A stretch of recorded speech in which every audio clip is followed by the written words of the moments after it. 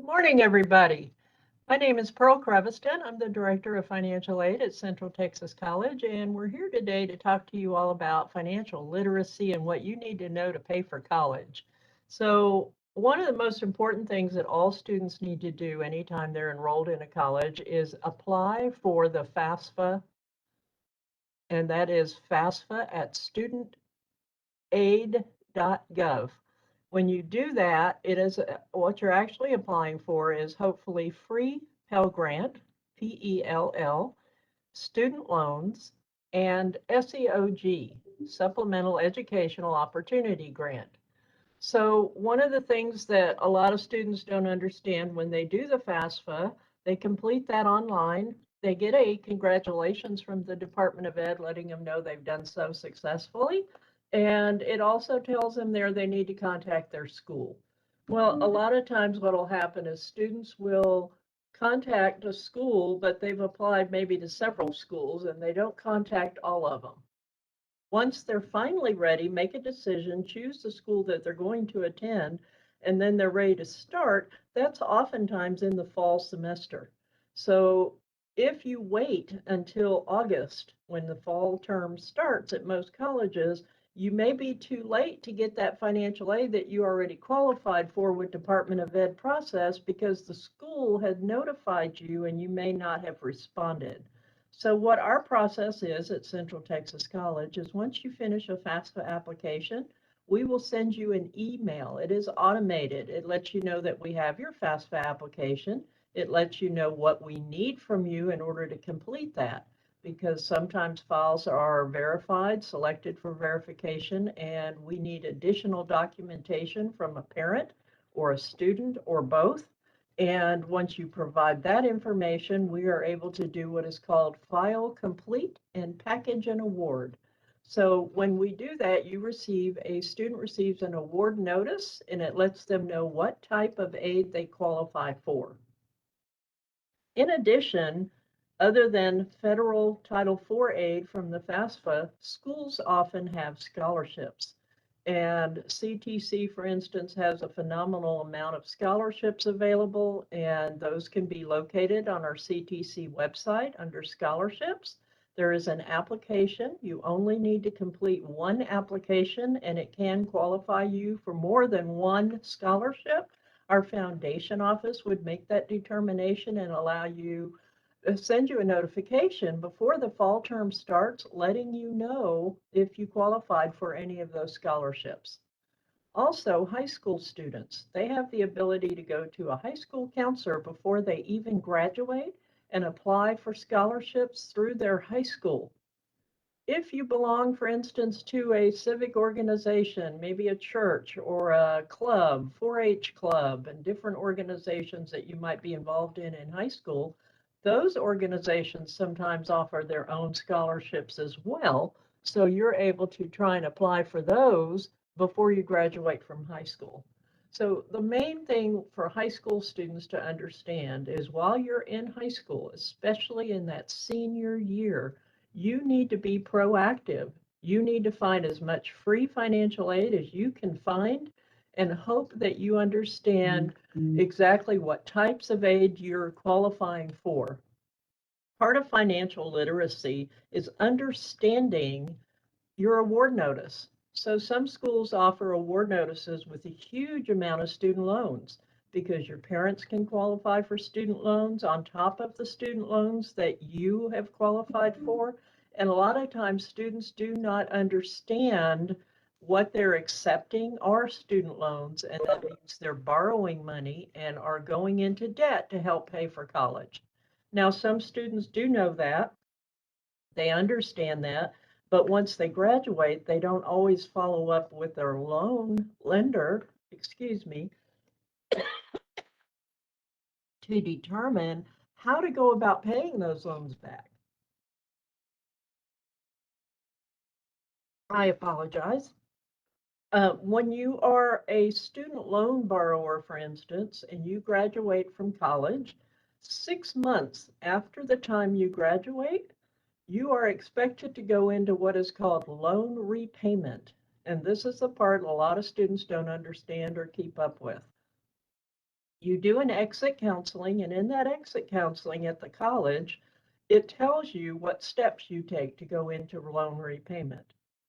If, for instance, you leave CTC and you're moving over to Texas A&M, for instance, as long as you stay continuously enrolled, you do not have to pay loans back. But once you stop enrolling for a period of 6 months, you have to go into loan repayment. So our goal at CTC has always been to try to get you out of CTC with no student loans at all. If you're a Texas resident, for instance, you're paying the lowest cost tuition that we can offer you anyway. And if you qualify for a Pell Grant, most of the time you will not need to borrow student loans anyway. Also, we have free grant aid right now, especially at CTC for ARP, American Rescue Plan. And that grant aid is available by simply completing a application on our CTC website. At the very top of the page, on the first main page in red lettering, it says COVID-19. Click on that link, and in the next page, it'll open up to financial assistance. You click on that link, and it takes you straight to the ARP application. We still have funding available for that for this current term, and I'm encouraging anybody, regardless of what type of aid you've already received, to apply for the ARP grant, because that is additional free money that can be used to pay for cost, and anything not used for cost for tuition or books, if you indicate you want to use it for that, will be sent to the student to help you live right now, especially during these times with COVID and students struggling. So when you're a student, your best friend should be the Department of Financial Aid. You really need to talk to us in person. Don't ask an advisor, don't ask an instructor to explain your financial aid to you. They will not be able to help you understand that. But it's our job to make sure that you understand what type of aid you've received, and you also need to know how much is your education costing you. So when you compare an award notice with the cost, you as a student know immediately whether you have enough money or you need to start looking for other resources in order to pay for your education. So again, our goal is to always make sure that you do not have to take out student loans, especially at this level, because once you go on to a four-year school, the cost of education is only going to go up. And if you go to an out-of-state school or even out of district, it can cost you a little bit more, and out of state will cost you a whole lot more. So several of the things that tie in that I try to make students understand is, first, pick the college of your dreams, figure out where you want to go. And the first thing you want to find out, bottom line, how much is it going to cost me to go to school? The way you do that is you talk to their business office, you find out what the cost for tuition is, what they estimate books to be, if you're going to live in a dorm or if you're going to stay home with mom and dad. All of that factors into what your cost is going to be. That's the number one thing you should be asking before you start going to any school. How much is it going to cost me, bottom line, to get my degree? Once you know that, you can compare that to an award notice from a college to make the determination as to whether or not you need to get Pell Grant, if you need to get SEOG grant, do you need to maybe apply for some more scholarships? Can you decline the loans instead of accepting the loans if you don't need them? But that's how you know what type of decisions as a student you need to make. And sometimes students struggle because maybe your parents never went to college and they don't know anything more about an award notice than you do. So I speak from personal experience about first person in my family to go to college. So I knew nothing. I didn't even know when I was in high school that there was a FAFSA application, for instance. So my parents said, go get a job. And that's what I did. Never knew that college was even an option for me. But eventually I figured it out and went back to school and got my degree. But the sad part about that is when you wait a long time in life to get a degree, your earning potential is totally different after you receive a degree versus before you receive a degree. So a high school student is not going to get offered the same type of pay that a college educated person is going in with an education. So a lot of times the degree is what will help you determine what it is you want to do, how much earnings you think you need to make in your lifetime to support yourself, where do you want to live. All of that is tied into financial literacy, believe it or not. You need to make life choices and figure out what path you want to go down. Do you want to spend 20 years earning minimum wage? Or do you want to spend maybe a few years at minimum wage while you're getting a degree and then move up to the next pay level? Do you want to live at home with mom and dad for the rest of your life? Or do you want to live on your own? Do you want to get married? What are your plans? Your education will help guide you, but putting yourself in a tremendous amount of debt to get there may not be a good idea either. So that's what financial literacy is all about, trying to get students to understand what their goals are, how much it's going to cost them, what they're going to want out of their education, and where are you going to live, what is it you want to do, and how do you want to live the rest of your life. So earning potential goes up with education, guaranteed. It depends on what field you go into. But if you look on our CTC website, there are so many programs, and we break those down for you and tell you what is your earning potential if you are, for instance, a welder, or if you want to get a certificate in 1 year and you don't want to go to school for 2 years. Do you have any earning potential? Yes, you do. We have certificate programs that would allow you to do that. Get in, get out, be certified, and go into a profession right away. Other programs, such as nursing programs or business degrees, you're going to have to get the associate's degree. You're going to have to get onto a bachelor's degree. You may go into a master's or even a doctorate level.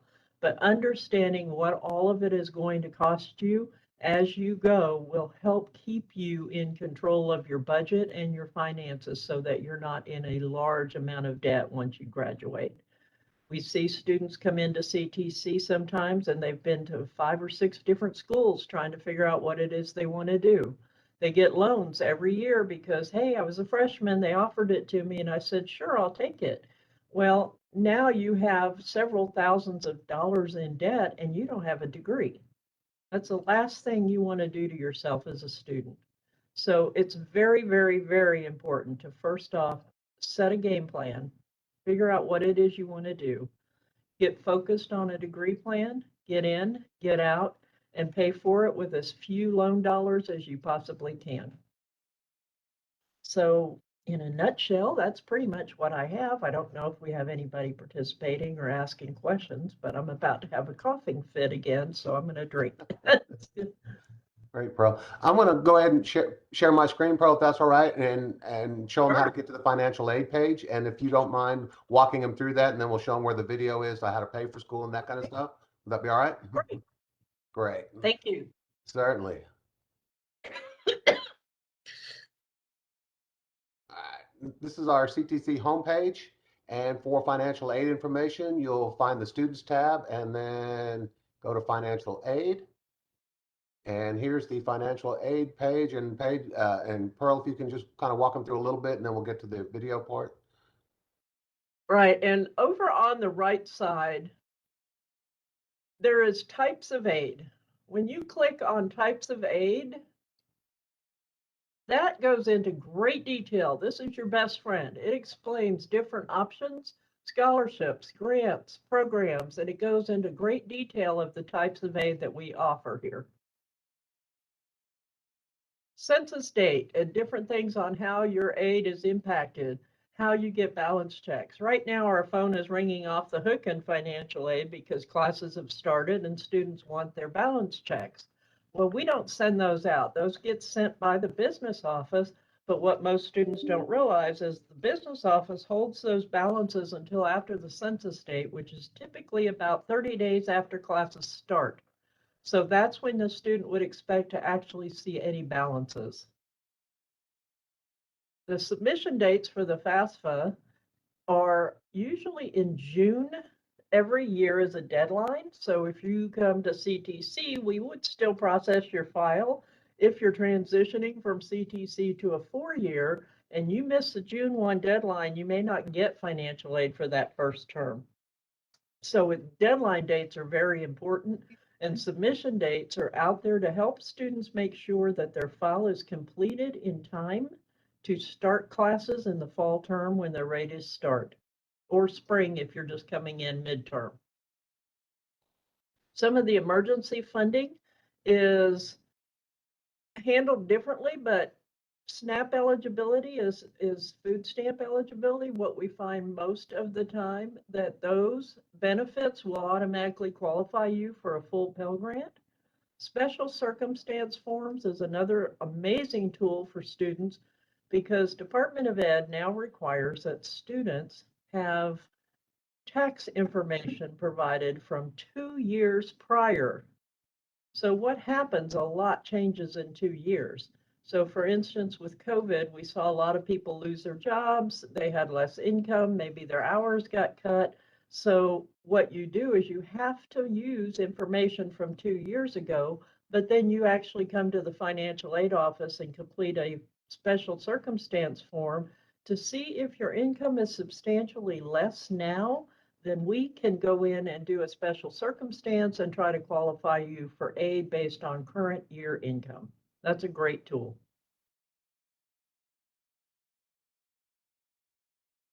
I think that pretty much covers that. We may want to go back over to the main homepage where we have the COVID headline. Okay. Okay, before we do that, let me just kind of point out, if you'll click on the steps to financial aid, there's a video here which will kind of walk you through filling out the FAFSA and what you need to do. So that might be a tool that you can use when applying for financial aid, the free application for federal student aid. So just watch this brief video and it'll walk you through the process. So, all right, we'll go back to the homepage. Or even right there, I just saw it at the top, the COVID-19 Want me to go back to campus. Oh, either way. Yeah, either way, it's on there. Yeah. All right. And then here's the financial assistance under the COVID return to campus. And this breaks down several options for you. Right. And the American Rescue Plan is the financial aid that you can qualify for. A lot of students don't realize how much it is, but if you are in anywhere from 3 to 11 credit hours, you can get $1,000. If you're in 12 credit hours or more, you can qualify for up to $2,000. So it is a pretty substantial amount, and it's not a loan. It is absolutely a free grant based on COVID situation that you may find yourself in. Reskilling Grant is another grant that the state has put through that we are participating with. This is designed for students who have gone to school before, maybe got out, had children, changed paths, changed educational goals, but they've got some hours out there and they want to come back and just finish, or they want to come back and tweak what they learned before and get a different skill. That's why it's called reskilling. Maybe the job that you've been doing for 30 years is obsolete and now you need new skills in order to do that. The Reskilling Grant may help you do that, and it will pay for your tuition so that you can come back and pick up the skills you need and hopefully graduate within a year and be done with your education and ready to go back into the workforce with new skills. We did already talk about scholarships and financial aid, so those are the links to get you to those pages and what you need to do for that. But keep in mind, don't wait until August to apply for scholarships. That deadline opens every year in January, so you can go ahead and apply for those before you're ready to start college. Anything you can do for yourselves ahead of time is better, because that means by the time classes start, you're ready to go and you're not waiting for a financial aid office to process information.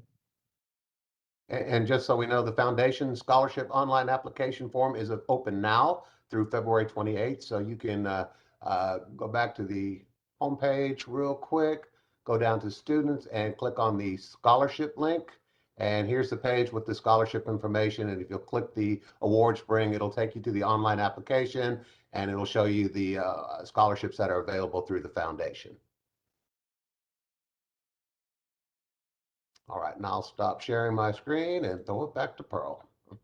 Okay, well, I don't think we have too much other information to share other than please, please, please contact your financial aid office. If you do not know what your financial aid situation is, what you've done, what you have options for, then please get in touch with us. It's so important that you keep financial aid informed when you change degree plans, when you've gone off a different schedule, when you've decided to drop your classes, when you've decided to come back to school.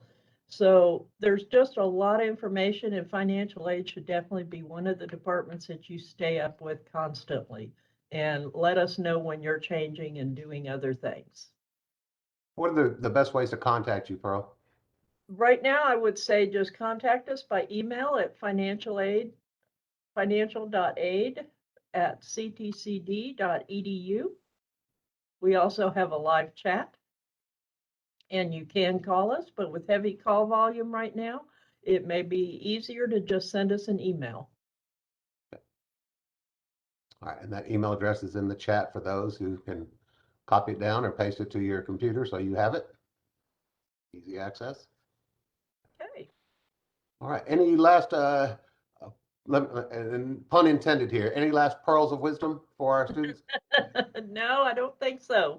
I think we've just kind of talked everything to death, but I really do. I just want to emphasize, please don't be afraid to talk to us. Please don't wait till the last minute to talk to us. And if your parents struggle or have questions or are unsure as to what to do, we have computers in our lobby and we can help you do FAFSA applications anytime. So please feel free to come by. We're in building 215 on the main floor, and you can stop by. You don't need an appointment. We are seeing students as walk-in basis right now.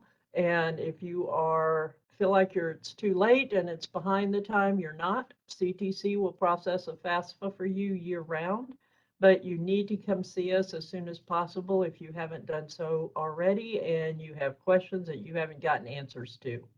But again, financial aid questions need to come to financial aid. So even for academic standing or things like that that you may have discussed with an advisor, it's different for financial aid, and you need to make sure you talk with us as well. So always keep us in the loop, especially if you are already a financial aid student. Right. And my last nugget of wisdom would be just to reemphasize what you said and try to go for those grants if at all possible. That way it'll save you a lot of debt as you finish school, as opposed to the loans where you will accrue a heavy amount of debt upon graduation and have to pay that back. So if the grants are an option for you, please explore that avenue before you explore the loans. Now for the grants, can you only get one per year or one per semester? It is per year, per term. So for instance, on the ARP grant right now, we are awarding for fall and spring. So Okay. for instance, if a student didn't know about it, attended classes in the fall, but never applied, they can go back and apply for the fall term as Oh, well okay. as the spring term All right. Sounds good. And we have until the spring 2 money runs classes coming up. out. So as I said, we have spring 2 classes coming up, which you would qualify for that ARP grant as well. Right. Good deal. All right, Pearl, thank you so much for taking time to be with us today. We certainly appreciate it. We know you're on the mend, and